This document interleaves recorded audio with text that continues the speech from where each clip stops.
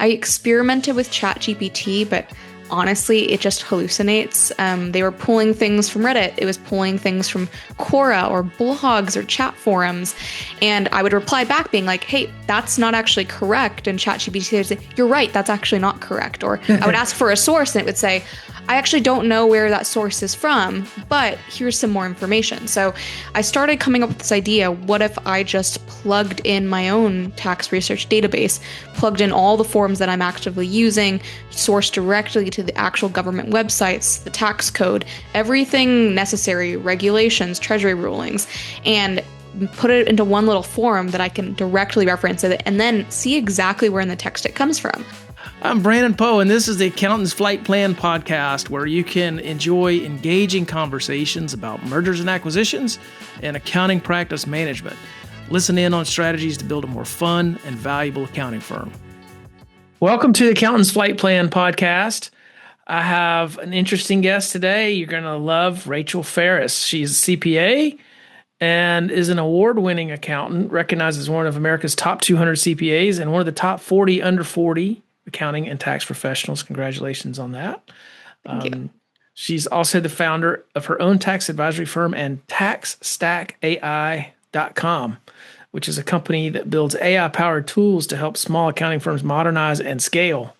Rachel is passionate about modernizing the accounting profession, inspiring the next generation of young professionals to join it.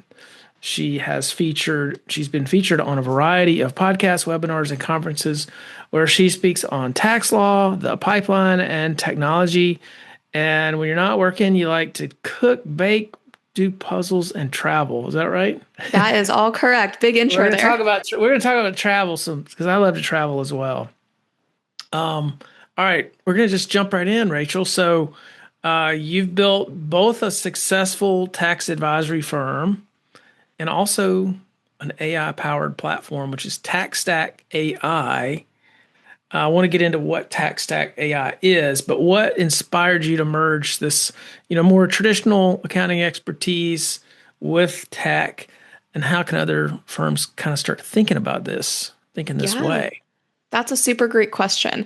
I think originally I didn't actually set out to do this, as with most entrepreneurs, it kind of fell into my lap. I started my own tax advisory practice, and I was actually looking for technology myself to bring into the firm. And I was shopping around, I was doing all the demos possible online, I was going to the conferences, talking to the people at the booths, and I really wasn't finding something that fit my needs as a small firm. I felt like oftentimes I was in a situation where either the dollar value was so expensive for a small firm, or alternatively, you'd get it and maybe about 10 to 15% of the services they provided would actually match what I needed, right? And I felt like a lot of the things were for really big companies and maybe even mid-sized companies, right? Not for the under 10 employees type of guy. And so because of that, I actually hired a developer to create this for my own internal purposes. So I just intended for this to be something I would use on my own. Me and my team would use this ourselves. And I started talking with people in my industry and they were like, wow, wait, can I start using that? Like, is there a way for me to log in? And it started getting my wheels spinning a little bit. And I realized there actually might be a really great opportunity for this. That's when I started actually marketing it out and providing it as a service. And it's blown up since then. That's amazing. Well, a lot of good inventions come that way. Like, hey, I need something. It's not really available in the market. Why don't I just create it? So it sounds like that's exactly what you did, which is awesome. When did you create? When was this started? Oh gosh, the process probably started over a year and a half ago, but we just started selling it on the market this spring. So for a while, it was just something we were internally developing, and now it's out in the world. What was the pain point that sort of spearheaded this project? What were you trying to solve? Yeah, so I'm in a very niche area of tax advisory where I'm focusing on people moving down to Puerto Rico under Act 60. And a lot of my service is advisory based, right? I'm not spending a ton of time doing returns or bookkeeping. It's very advisory when I was doing research, I was spending hours every single day researching for all these specific cases. I have people coming from all different states, not necessarily just California, and it was taking up a lot of my time. From there, I was kind of like, is there a way I can expedite this research with AI? And I experimented with ChatGPT, but honestly, it just hallucinates. They were pulling things from Reddit. It was pulling things from Quora or blogs or chat forums. And I would reply back being like, hey, that's not actually correct. And ChatGPT says, you're right, that's actually not correct. Or I would ask for a source and it would say, I actually don't know where that source is from, but here's some more information. So I started coming up with this idea. What if I just plugged in my own tax research database, plugged in all the forms that I'm actively using, sourced directly to the actual government websites, the tax code, everything necessary, regulations, treasury rulings, and put it into one little form that I can directly reference it and then see exactly where in the text it comes from. So now when I ask a question, I can click in directly and it'll say, hey, it's actually from this specific area. This is where we got this piece of information or advice. And it became a lot more streamlined and we sort of just built it up from there. And it Wow. saved me hours every single day. I'm not an expert in all 50 like states, for example, right? Here, it's a lot easier for me to get information like that and apply it directly and basically be able to reference back in actual source documents instead of second Yeah. guessing myself on ChatGPT. So Reddit is not a good tax research platform. I have seen some very questionable things on Reddit. I would not trust someone on Reddit to do my taxes, and I Yeah. definitely wouldn't trust it as a CPA. You got to use your own professional judgment. And I actually think that's a really interesting point is that a lot of people with AI have just started using it as the end all be all answer. I think as accountants, we need to remember that professional skepticism and judgment is extremely important here. You need to take all the information with a grain of salt. Listen, TaxStack AI is right most of the time, but maybe for your specific context, there might be a little bit more nuance. So it's important to actually still dig in yourself. But now it's saving you the time of having to find the initial information. Now it's all in your hands and you can do with what you want. Kind of gives you that first 80%, if you will. Exactly. So is the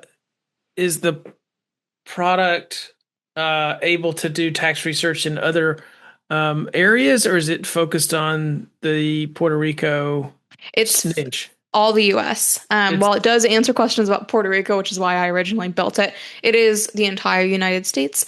It can do a little bit internationally, but mostly relating to the US in terms of like credits, for example. You can't be using it if you're, I don't know, up in Canada and you're trying to figure out rules about Canada. We may be expanding it eventually, but it's just the United States right now. so, but it's all sorts of tax law. So if I had a question about, a 1031 exchange, for example, I could find information there about Yep. that. 100%. And besides that tax tool, we also have a mini CRM system as well in it. So I know a lot of small firms don't need a huge CRM system. Here, you're able to put it in. It'll actually do document analysis as well. So if you want to upload a return, it'll say, hey, you actually forgot to put your client's last name, or you forgot to check this box, or hey, the math's not adding up, right? Yeah. You can do it on there. And then we're in the beginning stages of this. We still have some of it right now, but we're actually doing client specific tax planning recommendation engines. So right now, when you research within a specific client, it actually holds that memory. And so let's say I'm talking to a client named Joe, and I'm like, oh, he's planning to move from California to Florida. Well, I put that in the system one time, and I don't have to say that every single time I'm asking a new question about that client. It remembers the fact that, hey, a big portion of what he's doing this year, he's planning on moving.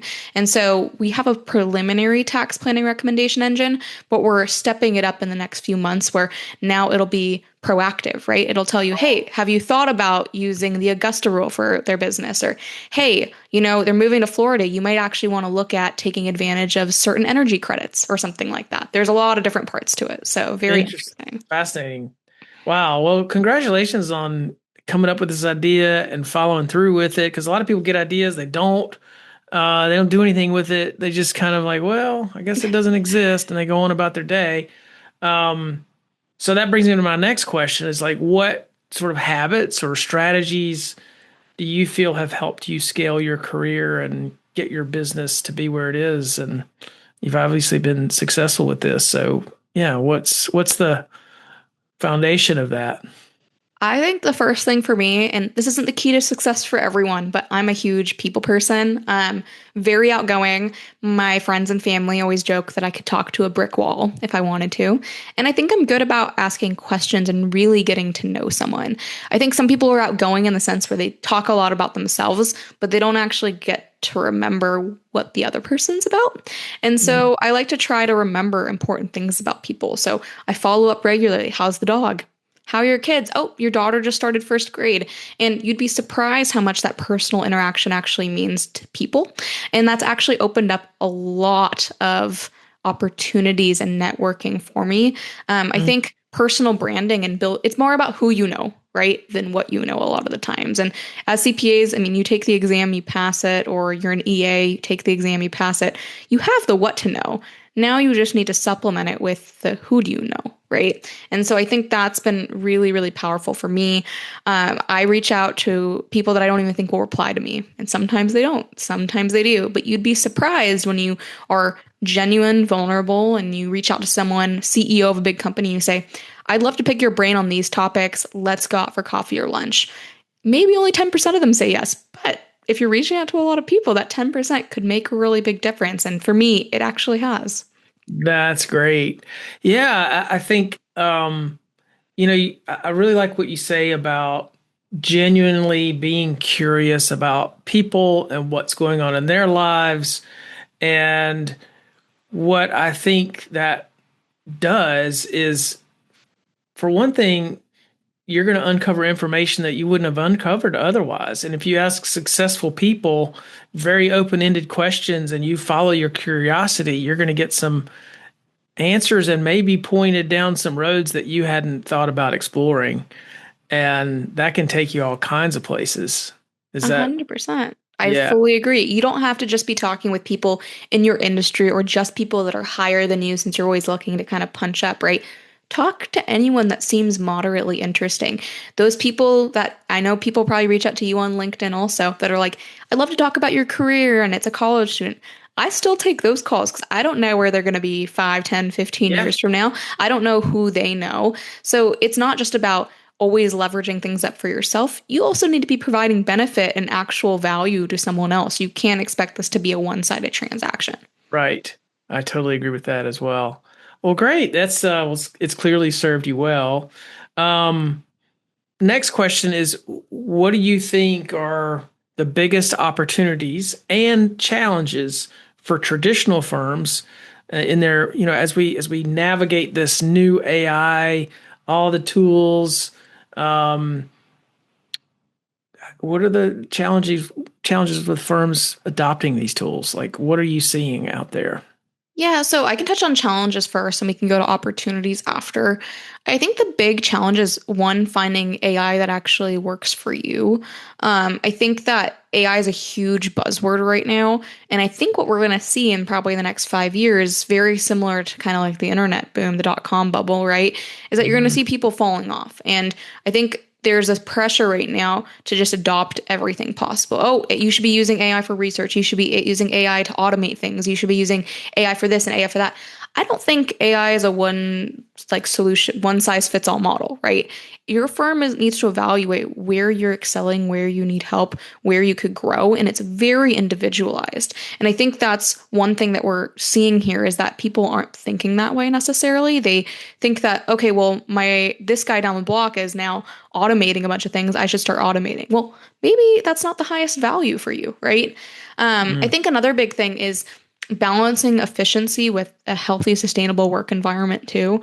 I think there's a lot of buzz. I'm sure all your audience has heard accountants are going to become obsolete. AI is going to make us redundant. And I don't think that's the case at all. And I think, unfortunately, we're actually seeing that in some firms where you're seeing mass layoffs because of AI. And I actually think that's kind of the wrong way to go about it. Yep. You should be upskilling the people that are working for you. AI is not, oh, your job is no longer relevant. That's an opportunity to train that person to now pursue a different high value activity, right? Something that AI can't do. And I think that being able to find that balance is going to be a huge challenge. And I don't know many firms that are striking the right balance right now. I mean, you see them lay off people, immediately go back and hire a huge group because they realize they need help that's not healthy. It's not sustainable, and you're not valuing the average worker.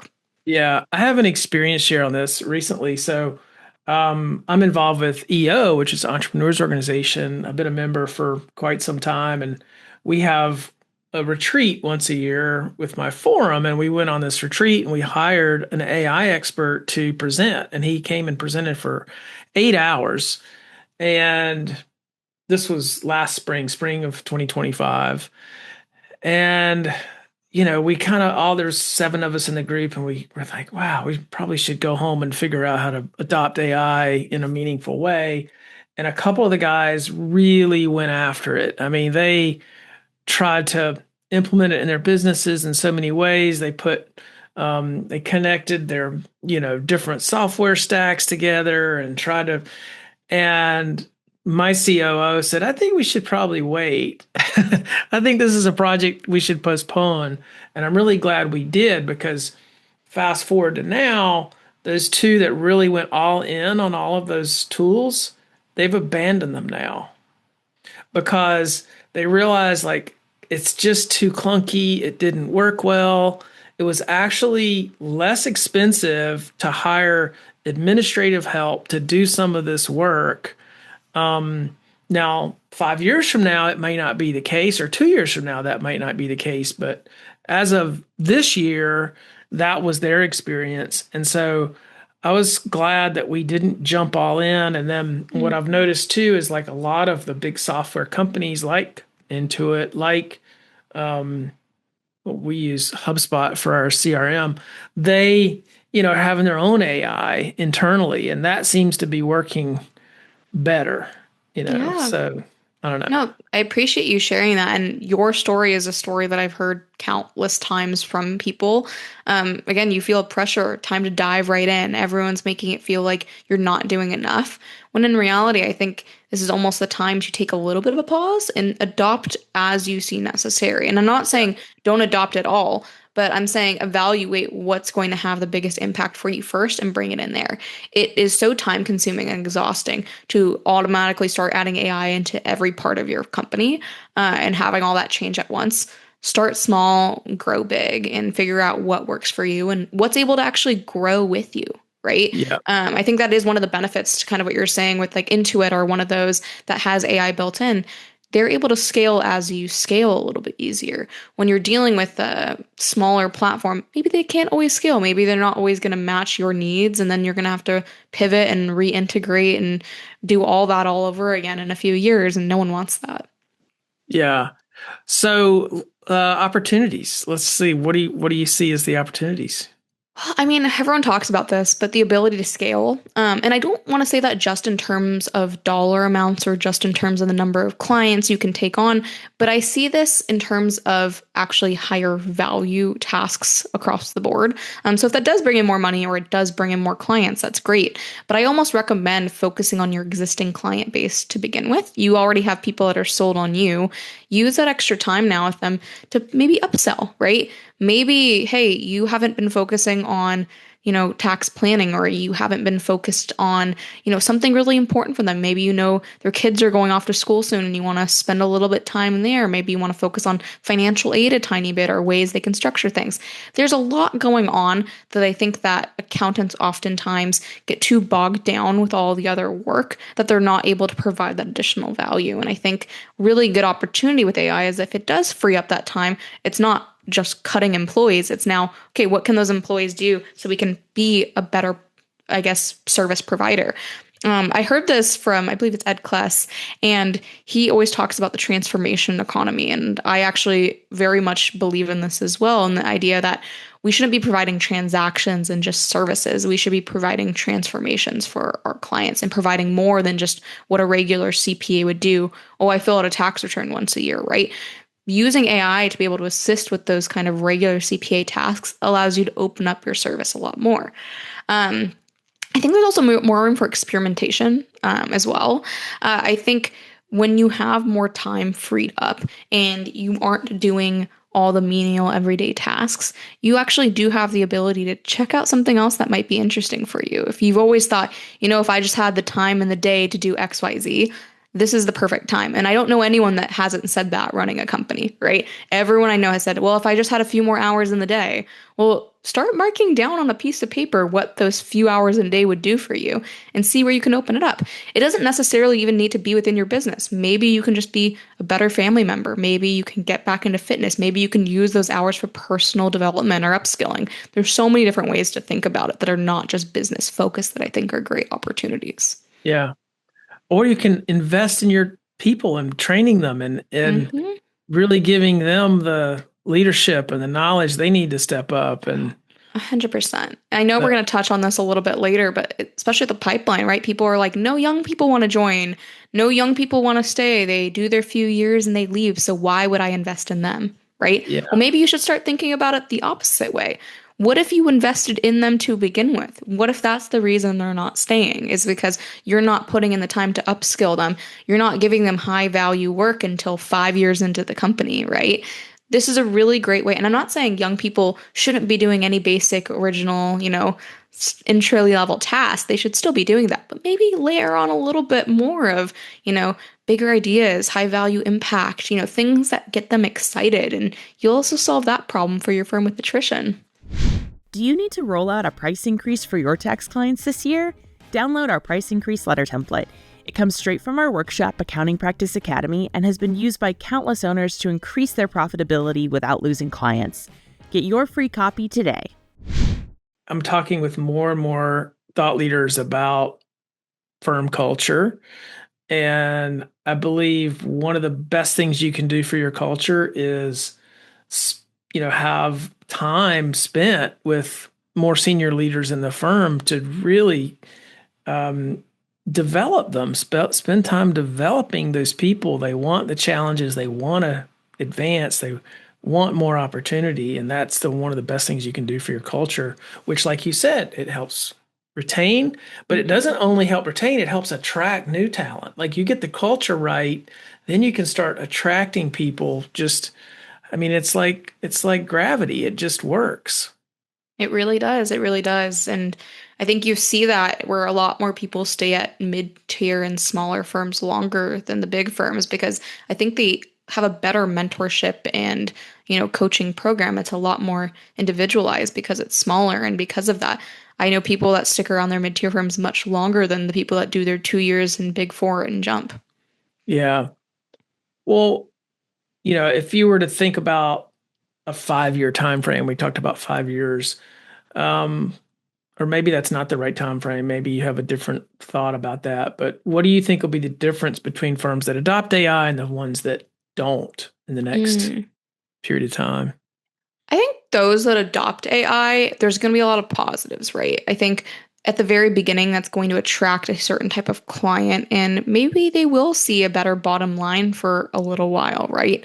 And I think also, if they do it correctly, ethically, responsibly, and really with long-term goals in mind, I think they're going to see a better bottom line. They're going to make more money. They're going to do better on their employees, do better for their clients, and do better across the board. If they don't use it properly, I think they stand at the risk of actually losing some personality. And I think as accountants, again, I think personality fit is a big reason why, one, people join and why clients also stay with us. People like to talk to you for the most part, and they could go find someone else that does very similar work to you, most likely, but they probably stick with you because there's something about your firm that attracted them. And I think when you add too much AI, you lose a sense of that personality, especially if you're getting rid of members and employees that have been around for such a long time that they're used to talking to. All of a sudden, they're having to learn a new process themselves. So I think I see that on that side. For the firms that don't adopt AI, I think you will see a difference in accuracy and efficiency in the long run. I think that as AI continues to improve, if you're so against using technology and won't adapt to the times, you're going to fall behind. And I think even clients will see that as well. If you're billing on an hourly basis, I know a guy, they are still reviewing PDFs entirely manually. It was like 300 PDFs. They billed him an insane amount of money for that, right? Versus AI would have made that a little easier. Yes, the firm's not making as much money, but he was so upset that he actually scaled down the work he was doing with them because he decided to work with a company that was actually using AI. So I think there are parts of it like that. Also, would say I think you will see a better personality fit for the companies that don't adopt AI. I think they're going to stay kind of like they are now. That being said, though, personality fit isn't always the strongest and the best thing in the world. I think you're going to end up in a situation where, yeah, you're a great person to work with, but we're getting billed a lot more here. We're in a situation where it's running slower. I can go down the street and find the next guy that can provide all these other services because he has more time. I don't know how much just personality and vibe will take you. Yeah. Yeah. Interesting. Well, I think it's an exciting time to be in this industry. Um, we talked about a little bit about attracting and retaining talent. Do you have any other thoughts about that? Oh, yeah, I'm super Yeah. passionate about this. I like to call it the three pillar approach, in my opinion. Technology, which we've touched on a bit, mentorship, and then entrepreneurship.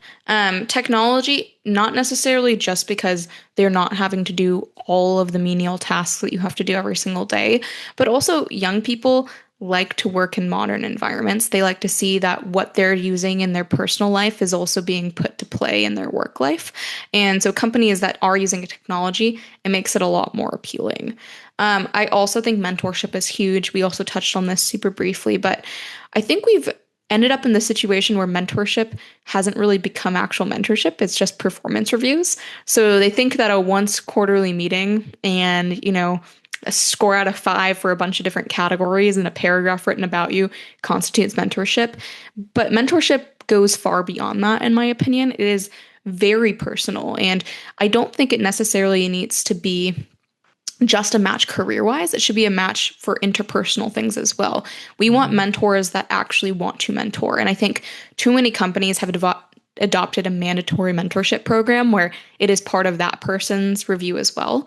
My personal take on this is it should be a volunteer basis, and then they get a little less actual work on their plate so they can spend active time mentoring and coaching as time goes on.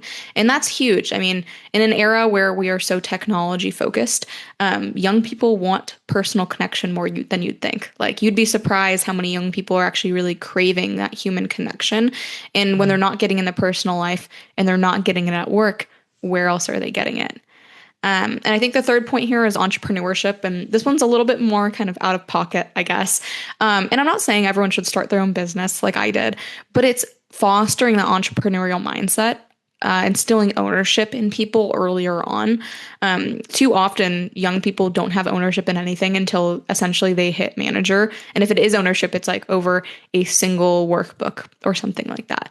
I'm talking areas where they can actually use creativity. So whether that's, hey, organize a firm-wide initiative or something HR related, or plan an event, or hey, figure out ways we can use technology in this area, or what else could we sell this client on, yada, yada, yada. Have them feel like they're actually having their voice heard. Have them feel like they actually want to have an impact. And when you instill that sense of ownership, you're going to have people stay longer. And it's also going to be a lot more attractive when it's a little bit more of a build your own career at our company, right? It's not, hey, you fit into this box. So no matter how great you are at this, you're still going to do staff level activities. And then you'll have a whole new set when you hit senior, and then a whole new when you hit manager. Make it a little bit more flowy in between. You have people that have strength in different areas. Again, you can't apply a one size fits all model to every single graduate that's coming into your practice. Yeah. I'll add something too that I think people coming into this profession would serve themselves well to take interest in entrepreneurial topics. You don't just rely on the firm to help you with that sort of journey. Like, take some initiative and explore that side of your brain, basically. And if you do that, you will connect with clients, business owners much more effectively, and it will serve your career very well. I think, I've been in the industry a long time, and I can say without a doubt, the more entrepreneurial accountants, they connect much more genuinely and effectively with business owners, and they're able to provide value because they share that similar perspective. So it's not just something that's fun and interesting, it's actually will very much serve you well. Wow, I really love that. Do you have any specific examples of that kind of coming into play at all? Well, I have an example from my early career. So I was always interested in entrepreneurship, and I remember I had this client who um, I worked for a mid-sized CPA firm, and I had this client who was this kind of really interesting entrepreneur. I think he didn't even have a high school education, but he was really smart, and he owned a ton of Pizza Huts. He was like this major franchise owner, and his bookkeeper quit, and I was like 2 year I was like a 2 year staff person. I was fairly new, and so they put me out there, and the guy would just talk to me, and I'd have these conversations with him. And I remember one particular afternoon, he probably spent 3 hours talking to me, and he had no care about what my firm was billing him or of any. I mean, he was just really taking an interest because I was genuinely curious about how he operated and how he started the business, how he managed the business. He's a very successful guy, and anyway, I just found that personally that was probably one of the most vivid examples I have of Mhm. a client like, forget the work for a minute. Let's have a good conversation. And I think he and I both came away feeling really good about that conversation. Oh, And yeah. you know, so That's a great example. I think it even goes back to the curiosity thing that we kind of touched on earlier, right? Being interested in what other people are doing. And I think we can sometimes get siloed, right? Being an accountant where you only touch this area, only talk about this area. I think your story is a great example of there's actually benefit in talking about more. There's benefit in getting to know someone, being more entrepreneurial, being more innovative and creative. yeah, yeah. I mean, and some of these business owners I mean, they've got really interesting stories. I mean, exciting, crazy. Hmm. You'd be surprised at how many entrepreneurs have gone bankrupt, have had major problems. I mean, all of it's very interesting. Yeah, so much to learn from, right? I Yeah, completely agree with you. And I find people that you connect with on a personal basis, they stay your clients longer and they're better clients too. So yeah. it's a great way to think about it. Um, so um, let's talk about future proofing a practice. If Mhm. you were to give one piece of advice to entrepreneurial accountants about future proofing, what would it be? I think it's invest in your younger people at your company and also invest in yourself. I think too often we jump forward too many steps and never take a second back to, upskill or develop our employees or even develop ourselves. I think you have to know where your strengths are and where your weaknesses are. And I always say, are you willing to spend the time to bolster those weaknesses or do you need to hire someone for it? And I think Yeah, having a really good touch on that evaluating and then also just investing in what needs to be invested in is the best way. I think people are afraid of spending money sometimes, and sometimes spending money can actually give you less of a headache. I always like to put a dollar worth on my time, and if it doesn't match up to the dollars that I'm willing to spend, or vice versa, not necessarily worth it. And that's really what I see for successful entrepreneurs. They know where their limits are, they know when to bring people on board, and they spend time with people in their company.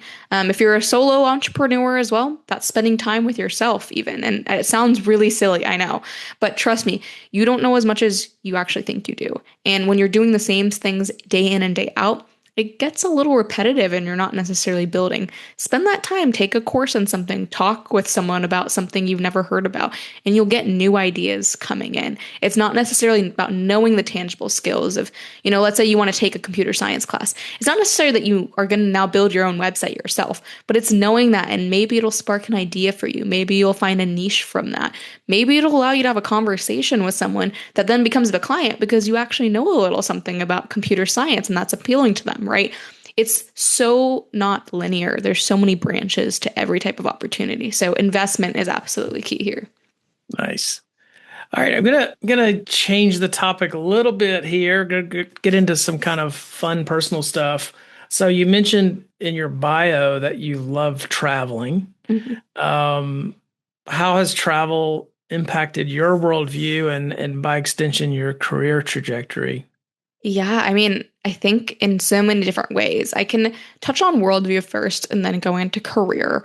For worldview, I mean, I obviously, if you're listening to this auditorially, I am half Asian. So I feel like I grew up with an ethnic background.